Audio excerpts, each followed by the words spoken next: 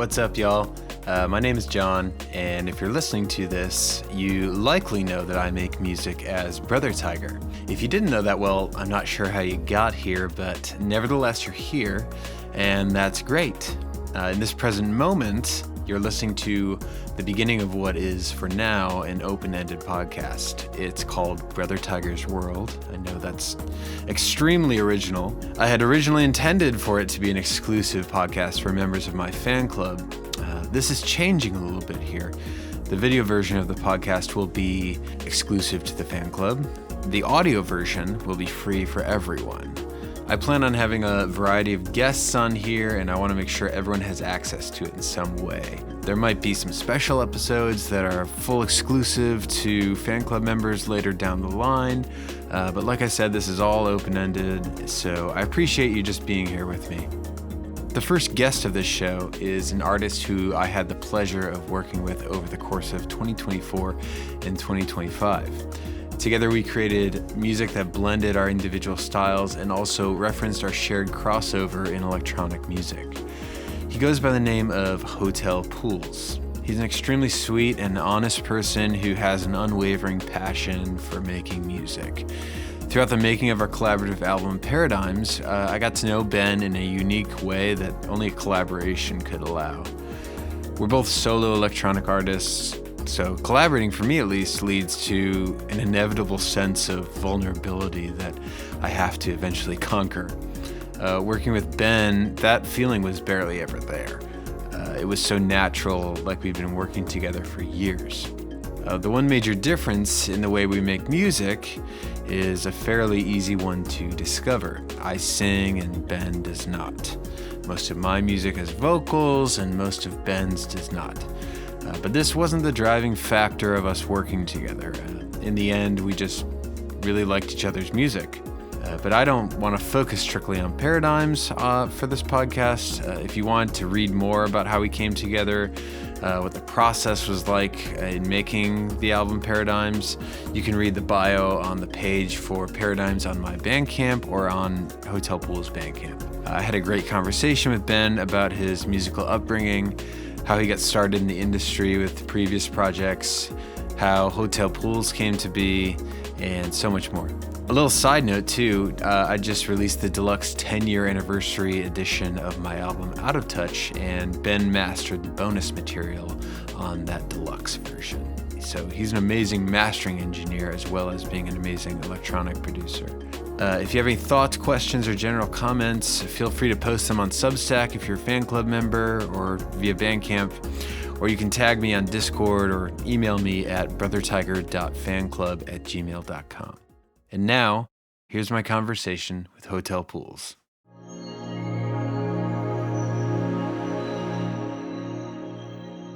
Hey, what's up, Hello. man? How are you? I'm good. How are you? Great, good. Thanks for joining me on my first venture in podcasting. I'm honored, honestly. I'm very happy to be here. Lovely. God, you're looking great. We're both in our respective studios. What could be better? We're here. We're I still living. need to visit you and yours. You've seen mine in person, so I have, yes. Yeah. God, I don't know. Maybe next year. I think so. You can come over here. Yeah. So yeah, thanks again for jumping on this. This is kind of an experimental thing for me, but I figured you'd be the perfect first guest for me because of what we did, making Paradigms together.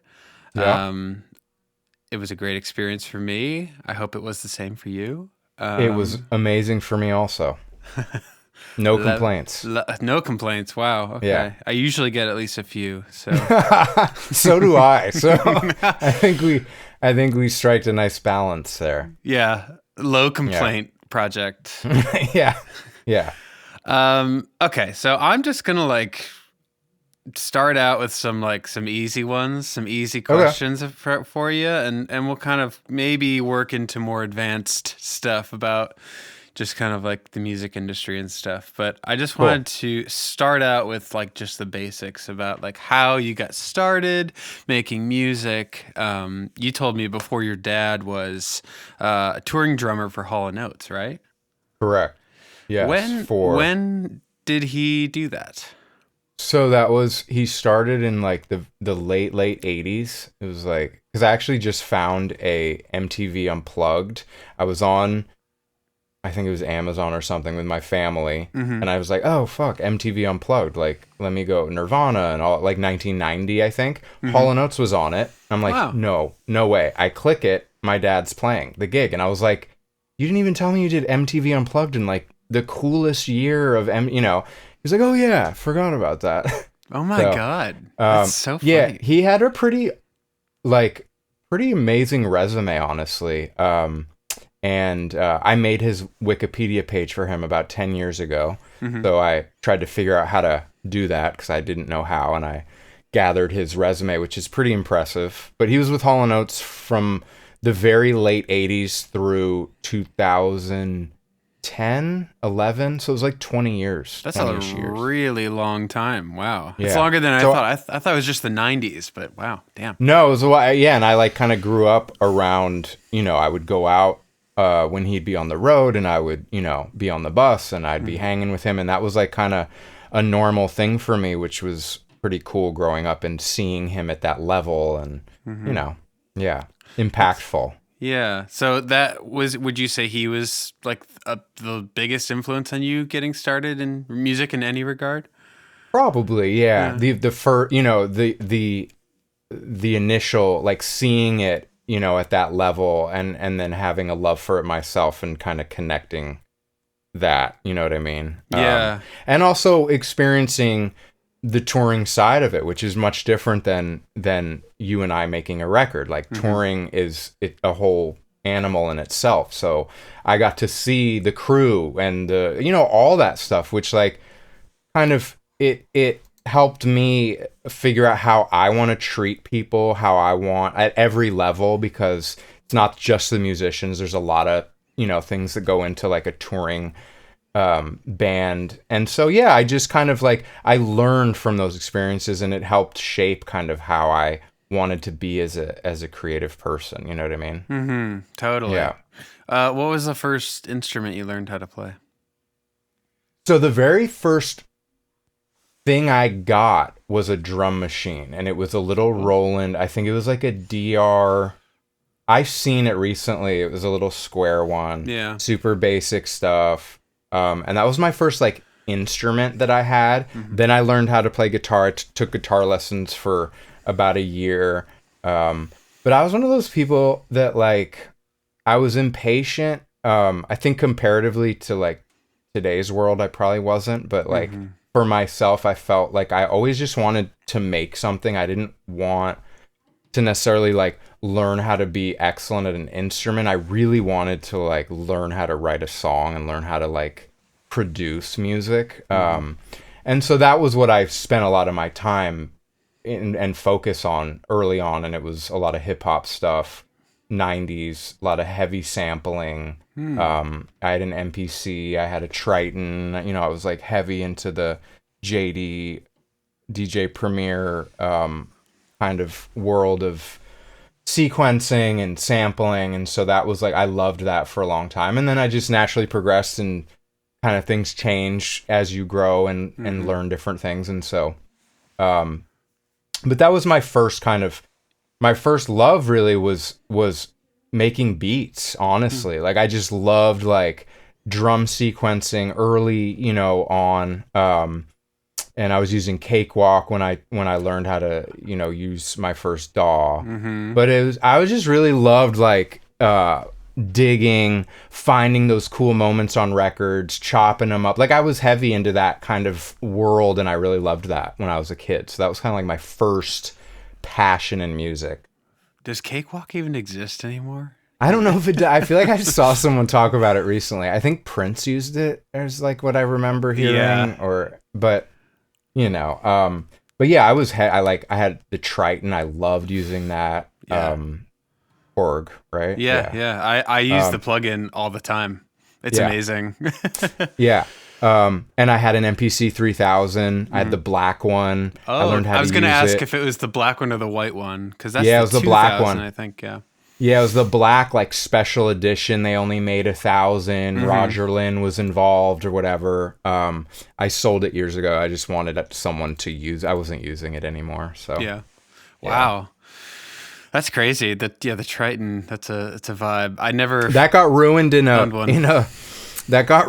in a freak accident with sprinklers in my apartment. And the sprinklers went off and ruined everything. So I lost it many, many years ago. Wow, what a bummer. Yeah. How expensive is a Korg Triton these days? Man, I can imagine. I mean, the MPC I saw went up a bit. Like the older MPCs? That's crazy. Well, yeah, my dad had a 60. He sold it years ago for a couple grand. I think those are all relatively, they still live in that same world. Some of the synth stuff has gotten like astronomically out of control. Yeah. But, I'm seeing $350 for a used Triton. That's not so bad. No, that's not pretty bad. Reasonable. Yeah. But, yeah. If you want to sound like the Neptunes, go get one of those. That's right. Dude, there's like some of their beats. I remember being, that age and being like, holy shit, it's like 3 buttons right here. That's the whole beat. Yeah. That clips beat. Yeah. Anyway. Were you in any high school bands in high school? No, not really. I kind of was like, I had like a good social scene in high school. And then like my senior year, I started working on this record with this local MC. His name's Majestic, and he was the older brother of a friend of mine that I grew up with. Yeah. And he kind of like saw something in me and really helped kind of like, push me to make music. And I was making records with him very early on. This was when I was like, 18, 19. And I kind of like withdrew a bit from the social scene in high school, and I was just really passionate about music at that point. And then from the hip hop thing, I transitioned. I met my friend Ian McIntosh, who was in a band at the time that I loved, that I found. My dad actually got a CD from someone.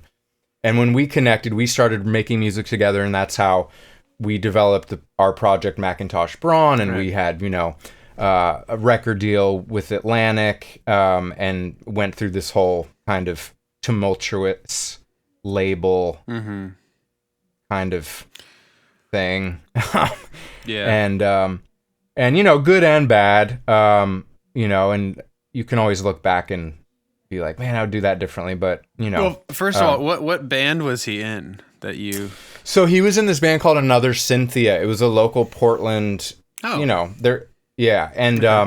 they were he was making really cool, like his production was just killer. Like there was something about the way he was making stuff, and I was like, I want to know how he's doing it. I want to make music with him.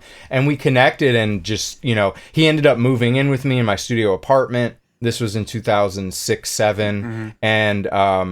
And we ended up making our record together called The Sound, and it was really me just like soaking up all the knowledge he was showing, and I was also recording with him. We were doing it all together, and just like soaking it up, and it really helped shift my creative kind of journey, you know what I mean, coming from like predominantly hip hop starting point, and not really knowing how to like write a song with different changes and B sections and different, and like, so just like, and how to compress something in a way that sounds really cool, and how to mix something, and so it was just all those moments I was soaking in. And from there, it was the early on MySpace days, and we got approached by a label and signed very quickly. And oh, right. Yeah. MySpace with like the player that they gave you that you could upload the songs to. That's how I'd sit there and add, a bunch of people. Every you hit your limit, I had more people, and we really, we like grew the project that way early on,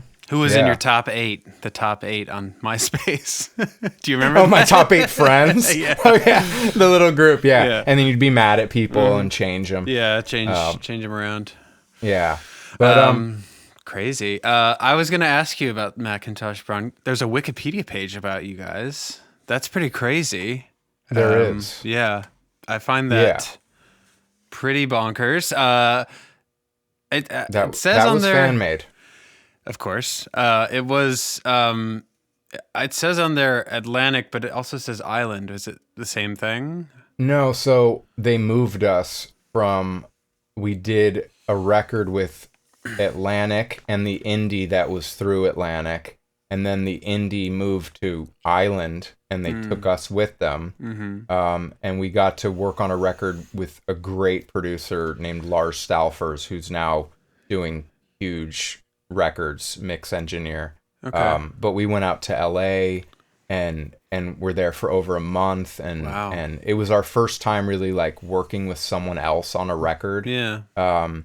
And it was really cool, but then they sat on it for years, and it was just like, it was not an experience that, as a creative person, I would want to go through again, just because your hands are tied in so many places and you can't kind of do what you want to do. And that's why I started Hotel Pools when I got out of my record deal and my publishing deal. I just wanted to just make stuff and put it up. So the pipeline was you met your partner, you were recording stuff together. Was he at the time? I'm getting into way in the weeds here technically, but No, please. Were you still using Cakewalk? Oh, no. Did you moved on? No, so he was predominantly in Reason, and that's where I kind of started my love for Reason as well, because I still find it to be a really great tool. One, there is a learning curve, so you have to get past that, but it's got everything. And so it's a really great tool for beginners, but also for me, it's a great tool for when I hit writer's block. I'll open up Reason, and there's so many happy accidents that happen while I use it that like, for me, it gets me out of my kind of normal thing. I'm using Logic now, and that's what we moved to. We were in Logic with Macintosh Braun stuff for years. But Ian he was using Reason and just doing like really cool shit with it. You know what I mean? Like routing stuff crazy. Oh and my God. smashing. Yeah. It was just the like virtual Scream. patch bay and whatnot. Oh my God. Virtual patch and Scream is this like distortion saturation unit. We just throw it on everything. It was like fun. I dabbled in it. Some of my first songs I made were actually done in Reason. I used Thor pretty heavily. Oh, dude, fucking, I love Thor. I always just felt held back for creating ideas. It's great, but when you want to actually get into like comping and mixing and editing, I could never. It just horrible. Wasn't cutting it. Yeah. I remember when I started, what I would do with Reason to bring my vocals in, I would record them in Ableton, and then I would bounce them and put them into the NNXT sampler. Oh yeah, dude. And I would just hit the key like at the beginning of the song, and like that would be the vocal, and like I couldn't like scrub because it needs to start from one to like hear the whole. I was such an idiot with Reason. I was just like, that's this how will you work. Learn, man. And I was that's just like, how you learn. Every time I mix, I just have to mix from the start of the song and just play the whole thing. That's funny. But I was like, I'm going to make this work in Reason. So you're a Reason guy. A lot of guys like Toro y Moi, I read started in Reason, wrote a lot of that early stuff. There's a certain like bedroom feeling to it. And, that's why I liked it.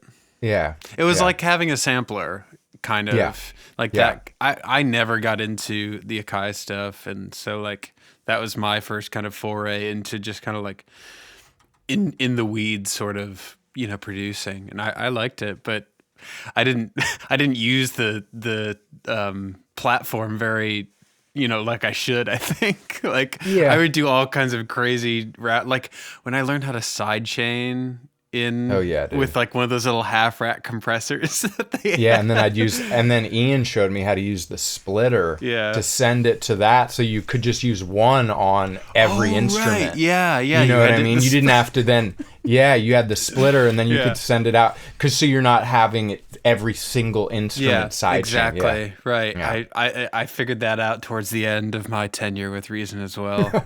I'm still I am still an insert guy till the end. Like, I, one, find it sounds a little different. Two, I just like it. So, you know, I love the sends and that's fine, and I'll use it here and there, but I am a diehard stacking plugins on every track. That's just how I Yeah. you know what I mean? I'm with you for the most part. I mean, most of the time, most of the reverb I do, it's done like directly on, and I'll just blend. But you know, I sometimes, I mean, I have general stuff on the sends for Ableton, but nothing crazy. Yeah. Okay, so back to Macintosh Braun. You guys, so you were discovered through MySpace, essentially? Essentially, so we were discovered by this indie label called Chop Shop Records. It was founded by Alex Patsavas, who was a huge music supervisor at the time, still does a lot of work. I think she works with Netflix. But she did Grey's Anatomy, Twilight, Hunger Games. She did all that shit at that time. So they literally wrote us, discovered us through MySpace, heard our record. It was that classic thing of like, can you play a show? We want to come see you. We were like Ian was a performer, and he had been playing a lot. I was not that guy. You know what I mean? Like, I had to fake it till I make it. I just was like, let me play bass and I'll sing too, and we'll fucking do it anyway, you know? And they came and we played in this club that's now kind of like legendary here that closed years ago called the Someday Lounge. And they came and watched us and signed us. And it was like, for us, it was huge. I mean, some of those initial checks we got from those shows, like Grey's Anatomy and Chuck was a big one. They were massive, you know, and we had thought like, this is it. Like we made it. But the reality of this situation was different. The music industry, even then, everyone was signing 360 deals. It was, it was a mess in different ways. And I just felt like we got held back a lot. We didn't get to do what we were hoping we would do in terms of touring, in terms of putting out as much music as we wanted to put out. It was just, they just didn't like want you guys to tour, or just didn't think it was worth it for you, or I think the reality was that Alex wanted a label, but the guy running it didn't know what he was doing. And I'm fine saying that. And secondly, these labels don't want to break new acts. They just don't. They don't want to put any money into it. They don't want, because the reality is so few of them actually break to the point that they consider successful, that it's not worth it. So you often get put at the bottom of the list. You're treated like that.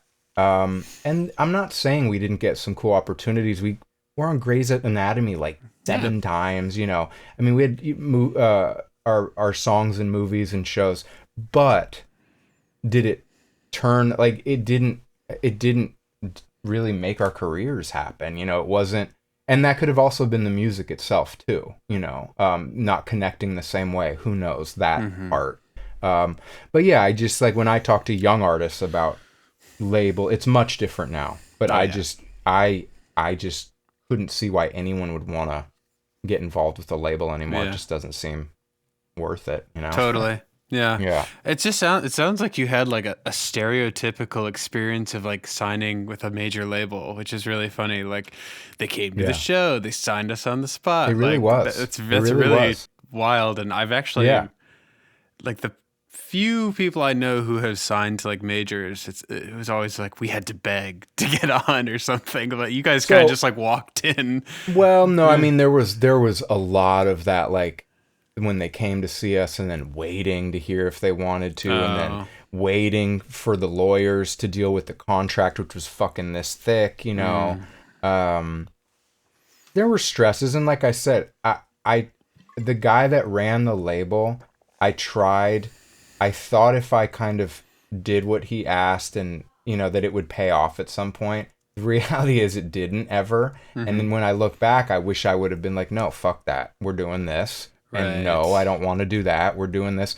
But like I said, you can always, look back and think about what you would do differently. But we were just young, broke, creative guys that wanted to like put out music. Yeah. The reality of signing the deal was really that there's some money up front, but then there's long dips in between, and you can't act freely. You're always asking for permission or seeing if it's like who wants to work that way? It's just not, or A&Rs. It's all bullshit. Yeah, I would heavily agree with you, especially now. I mean, like you were saying, it's just the climate is totally different. I mean, it's like all strictly, based on social media presence and pretty much, and streaming and it's gotten to a point that's really, I have to just put my head down and make music and worry about fulfilling that side of it for me, because the rest of it is so out of control that it's hard to know where to hold on to, all I know is that I've been doing this for so long, and I do it because I love to do it. So that's what I'm trying to just remind myself of that, but you know how it is. It's ups and downs, man. I have that on the agenda to talk more about kind of the lack of control and what we're doing in terms of being an independent artist. But I did want to get into kind of our timeline of things here. So like you were talking about how you started Hotel Pools kind of as a effect of all that you went through with Macintosh Braun. When exactly did you start Hotel Pools? So it was 2018. It was like summer, summer of 2018, because my son was not even a year old, and I was like working at a juice bar, making nothing. I got fired. I've told this story. I got fired, and was gonna quit making music, because even at that point I was like, this is so fucked up. Like there's no way for me to be able to do this and be responsible for my child and my wife and you know what I mean? I like was starting to feel this, like I'm not 20 anymore, and this is irresponsible, but then I just started making, I was inspired. Obviously everyone talks about, in this genre that I'm in, everyone talks about home resonance, and it was definitely an inspiration when I heard it. But there were also guys at the time like Delora, who isn't as active anymore, that was so good. This guy Voyage that I still talk to. A few things I heard on this YouTube channel, Electronic Gems, and I was like, man, I want to make stuff like this. I love synth music. I love chill music. I love chill wave. I love all that stuff, cliche or not. Yeah. And so I just started to do it in my living room. Like I was literally, my wife was working, my son was sitting there, and I'd be making a track. The first song I made, Coast, definitely made it in 2 hours, all in Reason. It's all on the Maelstrom synth in Reason, and a couple drum samples. I mean, it's, and I just was like, it's funny because people talk about Fall like it's this sound and this but for me it was just like I just wanted to make that stuff, and I wanted it to be, I wanted to make it when I wanted to, I wanted to put it up when I wanted to. It was the heavy SoundCloud era. I'd make a track, put it up that day, so it was just like, and then 2 days later another track, put it up. And Fall, that's what Fall was. I made it in the fall, and I took all those songs and grouped them into an album. And same with Constant. The idea was being consistent, being constantly working, and I grouped all those songs and put them into an album. As the projects progressed, like recent records like Evenings and Nothing, I made them as one piece. But a lot of the earlier stuff was just track by track, you know.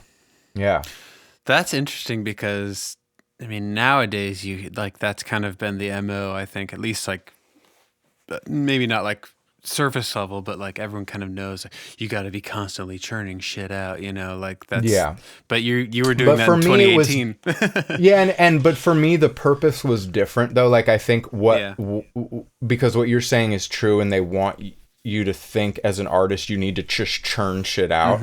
But for me it was about breaking through that wall that I was being held back by for so long. I couldn't just do that. I had I had a publishing deal, I had a record deal. I couldn't put up stuff without them grabbing it or saying I could, you know what I mean? Like I had to ask. So for me, it was just about being prolific in writing music for myself. Yeah. So the idea now of having, as a creative person, to churn shit out is the wrong idea for like making good music. But at the same time, I do believe that putting out a lot of what you make is important. I'm not that guy that wants to take 10 years to work on a few tracks or write 150 things and put out 10. That's just not... I truly believe people that love what you do want to hear everything you're doing. They're all just moments in time, and that's what they're grabbing onto. You know what I mean? So that's how I look at it. I try to not judge my stuff as much as possible. And it gets harder and harder, but I really try. So... I'm with you 100%. Yeah. Yeah. Every day is a struggle. Dude, tell me about it. Yeah. Okay. So 2018, which is not that long ago. That's crazy. That's what's nuts. Yeah. Things move so quickly, you know? Yeah. I mean, God, I think I started Brothertiger technically, I think in 2010. And then... Wow. I haven't done anything else. What are you, 50 now? Jesus. Well, let's see. I was a sophomore. You're younger than me, dude. Sophomore in college. Yes, I'm younger than you, but I'm 50. So you're moving.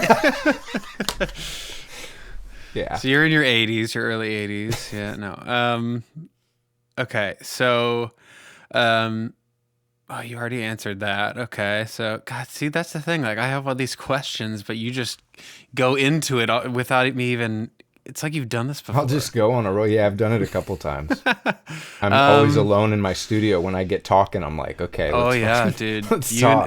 When we're, just being alone in here, you need human interaction, and nothing better than a podcast to fix that. Oh, of course. Nothing better than a Brothertiger podcast. What are you calling it, by the way? Is there a name for it, or is it just the Brothertiger podcast? The Brothertiger podcast. Like, I need to have like a radio stinger. It's the Brothertiger podcast. It's the Brothertiger podcast with your host, Brothertiger. I think right now, like I have like a Substack and all this other stuff for like my live streams, and right now it's just called Brothertiger's World.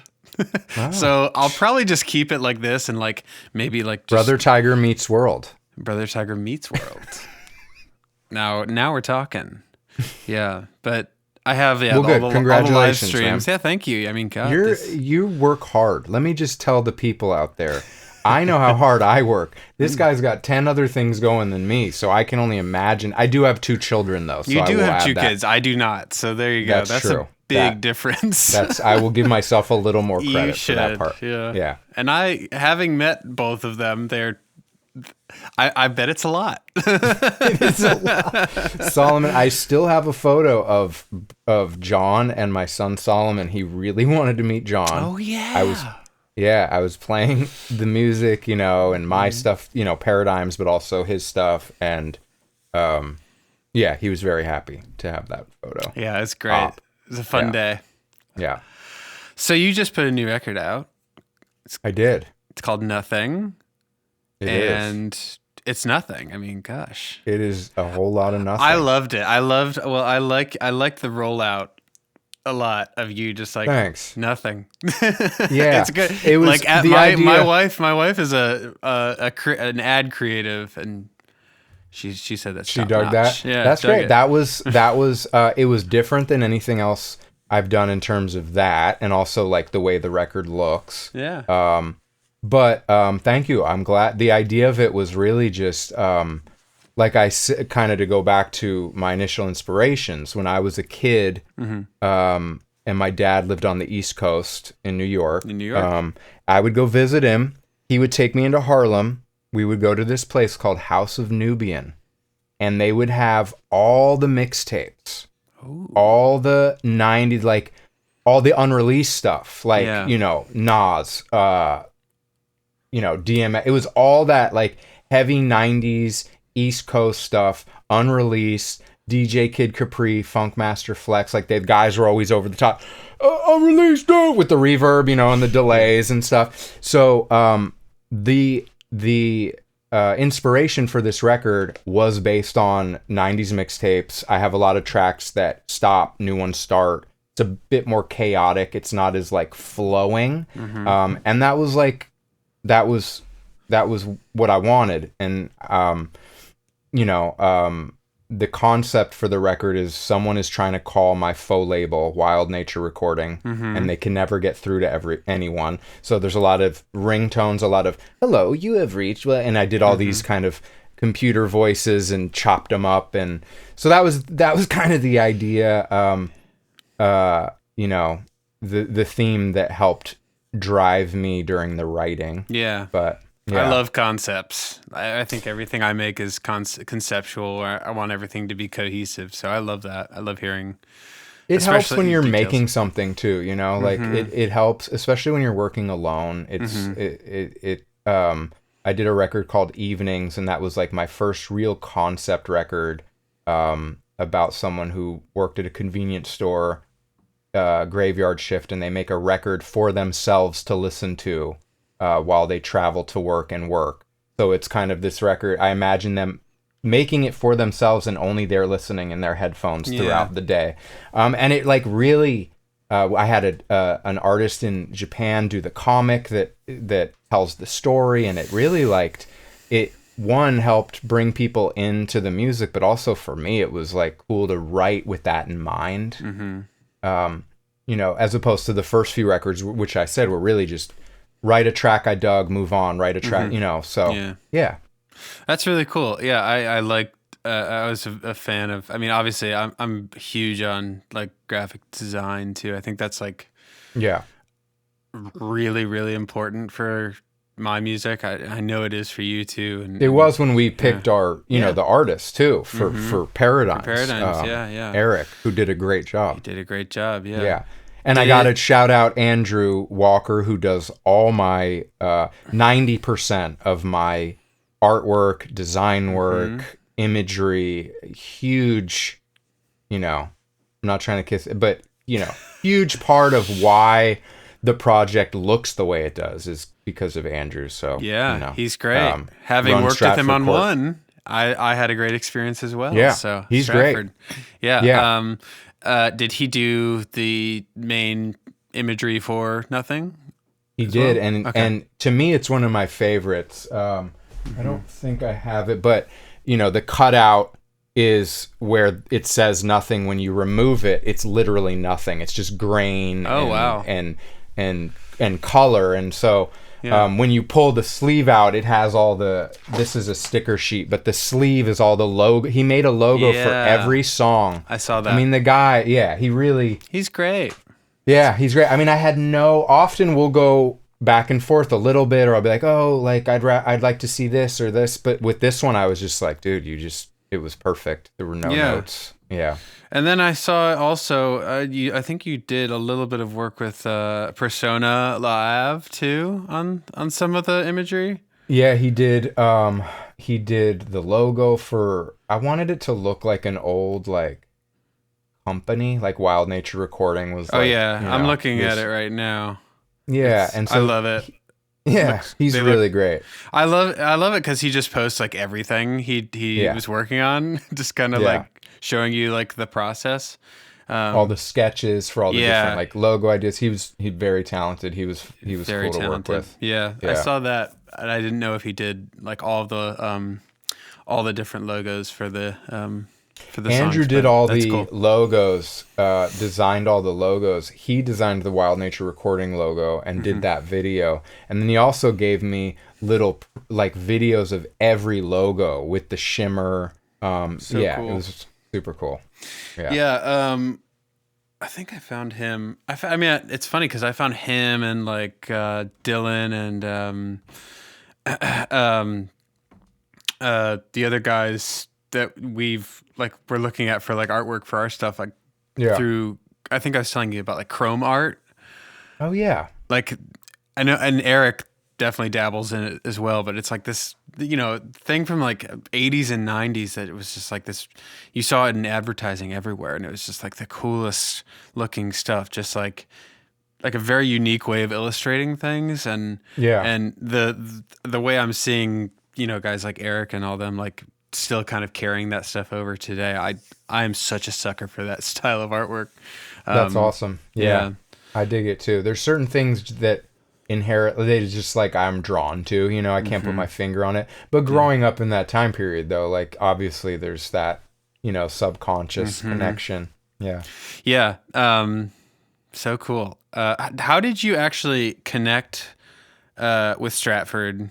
How did he find you, or did you? Yeah, he found me. Okay. He found me very early on. He was very good at Andrew's great at just finding cool music. So I think he wrote me after I'd only put up a couple songs, I think. And you had never done like pressing vinyl yourself or anything before that?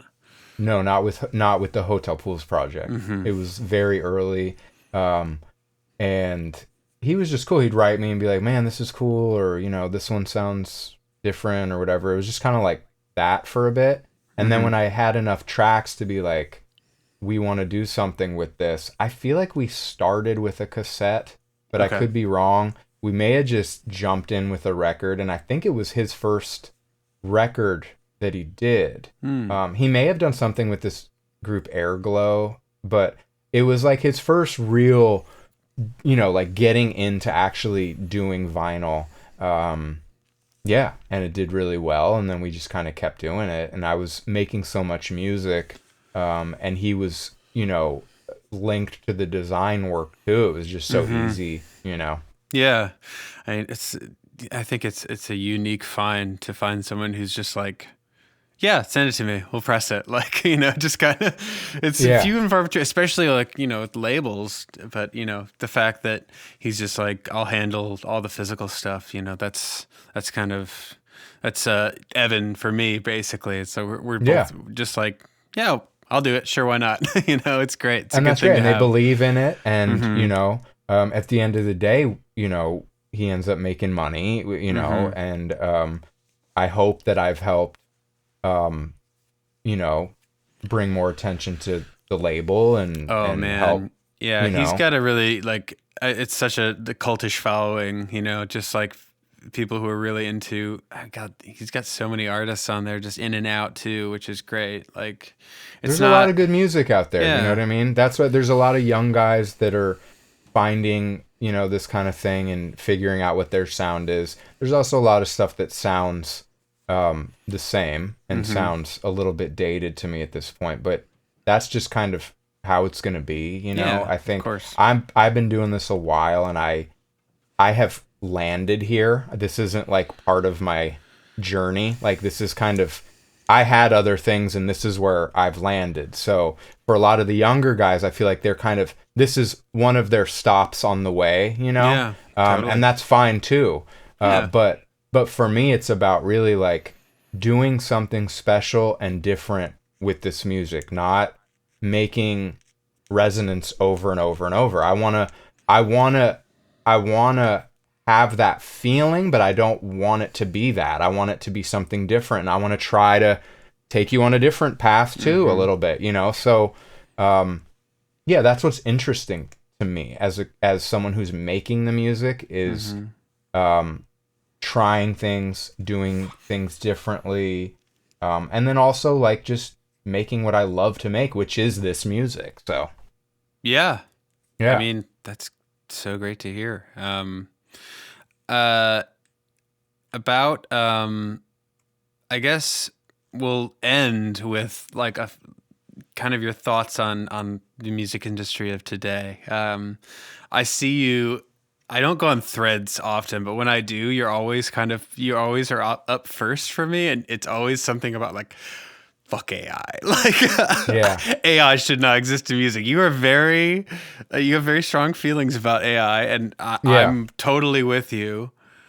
Like, what do you think? Do you think there is a place for AI in the creative world at all, or no? Yeah, in the sense of like, not in the sense of where it's come to, where like you open a program and prompt it with what you want it to make you. That's not, Crazy. there's no place for that. Not in my world. It is wild. And I don't want to really hear anyone's argument for why there is a place, or comparing it to a drum machine in the, I don't like, all that stuff is so, I just, for me, it's scary because I think we're going to get to a place where it's only that kind of stuff, and then people have to search for the human music. Yeah. And I'm okay with that. I'm always going to make music, so it doesn't, you know, what scares me is, one, young people that want to do this, like, it's becoming less and less special to me, and part of what makes this special is putting in that time. Like, that is enjoyable. I don't care what anyone says. Learning something and making that piece of music that gives you goosebumps and you're like so excited, that is special. And no prompt or no computer that's trained on real people is going to be able to do that for me. So yeah, I had one go kind of viral, or it was just like AI. I mean, I forget what it was. And it's obviously it's a hot button thing because people, you know, when I say so, and I get emotional with certain things. One, because I want to voice it because I feel like I need to, kind of, and then also, again, for like, I just think about myself as a young person loving music, and I want to make it still feel special for that kid that's like loves hotel pools and wants to know. It's, don't go download the program where you tell it how to make hotel pools music and it makes it. You know what I mean? I just, it's scary, man. It just feels like a really weird time in the world, and I saw this tweet that kind of blew up. It's this girl. She's a woman who, I think she's some sort of executive at Sora, that AI music that's thing. the big one. She said, like, growing up, I always wanted to be a singer, but I could never, like, my parents couldn't spend the money on like vocal lessons, but like now I'm a part of this company where like, you know, your dreams can become a reality, and like the replies were just, every single reply was the chef's kiss of like did you not hear of pirating Ableton in 2005? Like this is a thing that you could do. Like there were workarounds. The CEO talked about, or the guy who started it, that making music is not really enjoyable, and that people that make it don't really enjoy it. It takes too long. You have to spend too much time doing it. And my response is like, isn't that should it be easy though? Like, should it be push a button? No, like the struggle is part of what inspires the outcome. Like, what? There's you're taking all the specialness out of it. And so when you, the answer to your first question is, when I use a plugin like Gullfoss, which is a adaptive EQ, which is probably using some sort of AI to figure out where those cross points are, where those harsh areas are, and it helps adjust EQ levels on its own. That I think is cool. Like, that's usable. Going into a program and saying, I want you to make me a track that sounds like Brothertiger, but female vocal, poppy, or da-da-da, and it makes it everything. That's fucked up, man. That's not the era of the drum machine. That is like, my dad was in that era. They were freaked out and like, oh shit, they're gonna take. That's not what this is. That's what people are defending it with. Like, well, like drum machines when they made synthesize. It's like, no, still different. Sorry. It's not prompt. You're not putting in prompts to these machines to tell them what to make. Like, you still have to make something with them. Like, also, you still all have to these be creative. The drum machine wasn't making the beat. Who do you think was programming that thing? Yeah, those things are hard to program. You know, like there's humans doing that stuff, and you have also to read a manual to make that work. You know, the drum machine isn't trained off real people's work. Yeah, they're not feeding you know, they're feeding the AI Brothertiger and hotel pools and all this shit. What are we getting out of it? It's a lot of like weird backwards, and that's what the music industry's been for so long. It's all these like backdoor deals and inside negotiations, and it's all just getting really weird at this point with the AI stuff. So I just try to push back on it as much as I can. I'm not going to have a big effect on it. I'm always going to make music the way I make it, so it's not changing what I'm doing. Hell yeah.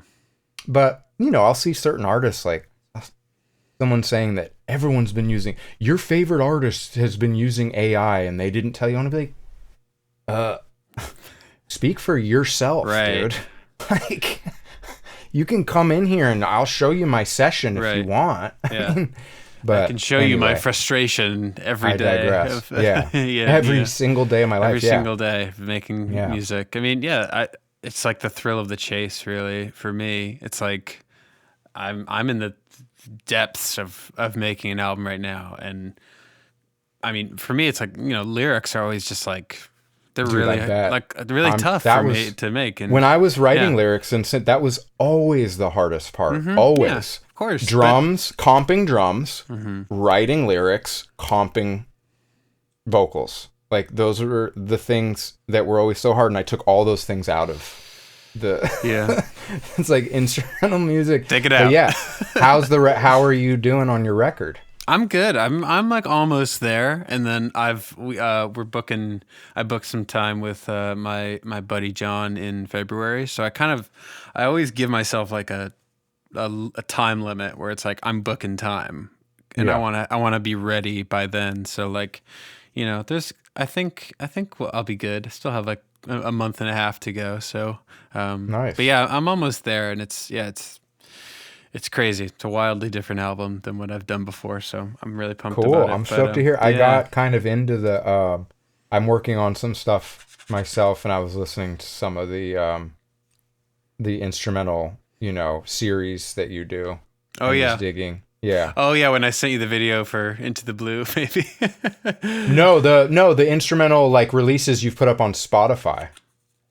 Oh, like yeah. Fundamental. Oh, the actual fundamentals. Okay. Yeah. Right. Yeah. No, that was awesome to see that. That was really cool. I could not remember that for the life of me, because I was always like, how did I make this idea? And then someone was like, oh yeah, here it is. Yeah. Episode 52. Yeah. It's like so funny. That song, that, you know, Into the Blue is what we're talking about right now. But there's sections of Paradigms. Like, there's the end of that track. There's an area of the song that's just really nice that I really love. Parts of that record are just like, I really love the record. I'm glad people received it so well. You know, it was really, like I said, it was fun to make it with you. Yeah.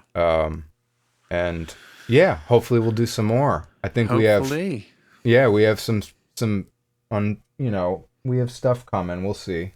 Some B-sides, whatnot. B-sides, some possible, you know, shows, might I say. It might happen. We'll see. Happen. That would be shows. Really fun. So yeah, man, it's been a pleasure, and thank you for having me on. Also, congrats on your release, 10 years. Thank you. And thank you for mastering the bonus side. If you didn't know, well, you wouldn't know because I didn't really post it anywhere, but Ben at Hotel Pools did the mastering for the bonus content on the 10 year. So very stoked Which was really on that. Fun. Yeah. All that stuff sounds cool. Also, it was fun doing it because it helped me. I had to do a couple live tracks. I had to do all the songs sonically were different. So it was that's why I was like, cool. I don't want to do this. Like, send it off to someone else who knows. I love that. I had fun. It sounds really good. I love the version of High Tide. That's great, man. Yeah, really, thanks. Really well done. Yeah. I made that in like 3 hours. Dude, killer. Yeah, I took the original stems of the recordings and I used some of them and chopped them up a little bit, but I just kind of. Did you re-sing it? Yeah, re-sang it. Oh, okay. The whole thing. And the little flute. Where's the flute from? I just made that. Yeah. You made that? Yeah. From what? It's like a romp. It's a rompler. Yeah. A It's some rompler. sort of Okay. Yeah. Yeah, it's it's that. cool. You know that TAL sampler? Yeah. You ever use that plugin? Yeah, it's Yeah. that. I found okay. I have like flute samples. I just loaded them in there, and Dude, that was so sick. yeah, it was like perfect. Oh yeah. Actually, when I do that song live, I do that hit live with. I have those flutes on a keyboard, and I go. Ooh, nice. The loon flutes, I think they're called, from the old Emu samplers. Oh, nice. Yeah. Yeah, the Emu stuff. I've told you, my dad had some of that 90s rack stuff at garage sale. I was like, I should have taken that Should have taken it. Yeah, you should have told me back then. I should have told you back then. I should have known you back then and known that I would have been interested in that stuff back then. Man, back then I was like, I need a Juno 106. And now I have one, and it barely gets used. So there you Really? go. Yeah. I had an HS60 for a while. Oh, with the speakers built in. With the speakers. Yeah. It was a buddy's, and I used it a lot, but I also found it stale. I told you, my JX3P is superior to the Juno, in my opinion. I think it sounds... I would agree with you. I love it. I'll never sell it. I had it modded so I can use the controller as I'm recording. I can actually make movements while it's sending MIDI, which you couldn't do. It can do CC, but yeah. Okay. Yeah, I had to have it modded so I could Mm-hmm. actually record that stuff. That's cool.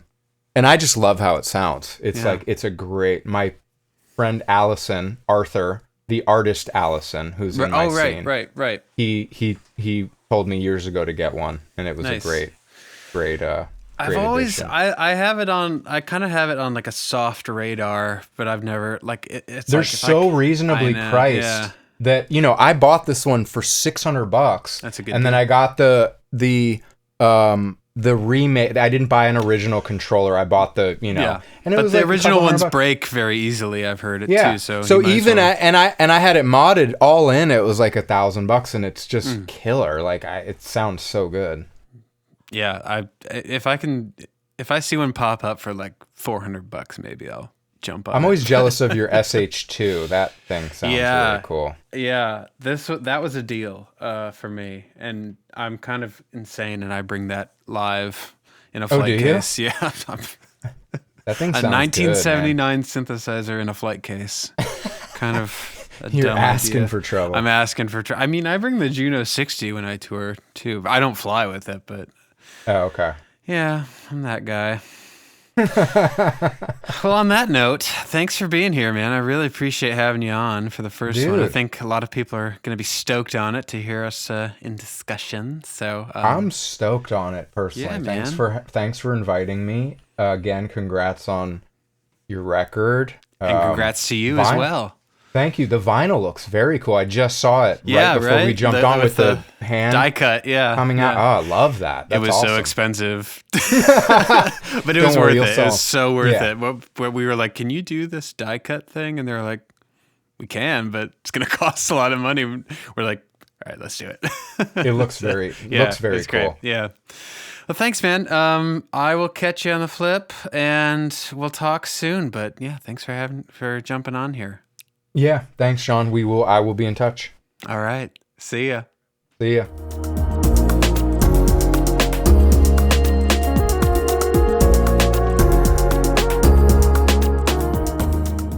My name is Brothertiger, and this is Brothertiger's World. I hope you enjoyed this inaugural episode with Hotel Pools. If you liked what you heard, definitely subscribe on whatever platform you listen to podcasts on. If you want access to the video version of the podcast, consider becoming a member of my fan club on Bandcamp. Not only do you get access to the podcast version of my live stream fundamental sessions, you also get access to back catalog material of mine, instrumentals, discounts on merch, and much more. Thanks for listening. I'll see you next time.